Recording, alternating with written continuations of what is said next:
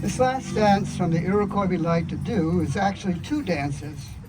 The first part, which is done by the men, which is called wasaze, or striking the stick. And the second part, the women are going to come in and join them in doing what's called the smoke dance. Now, wasaze is a dance that was done many, many years ago by the warriors. When they returned to the village, they would have all the people gather.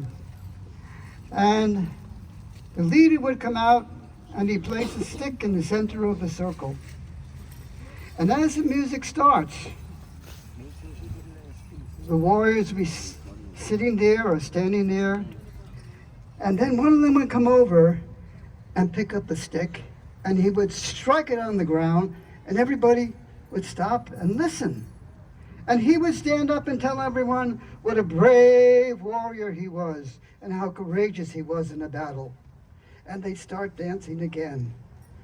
And then another warrior would come over and he'd pick up the stick and he would strike it on the ground and everyone would stop dancing. And he would tell everyone how brave and courageous he was. He was the best one in the battle. And they'd start dancing again. And then another warrior would come out and he would strike the stick.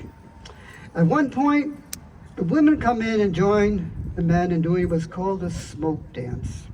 Now, many years ago, the Iroquois people used to live in what's called a long house. And that's just what it was, a very long building where maybe 5 or 6 families would live together. The long house was made out of bark.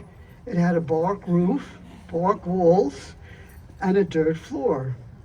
Now, in the winter time when it got very cold outside, in order to keep warm inside of a longhouse, they would have to build a fire. But in order to build a fire inside of the house, they had to have a hole in the ceiling for the smoke to go out.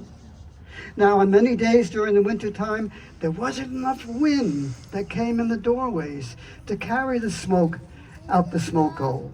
So what the people would do is they would get together, get very close to the fires, and they would dance.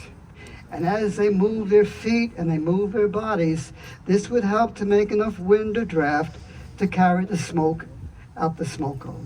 So first, we're going to see the men with wasaze, or striking the stick, and then the women are going to join them in doing the smoke dance.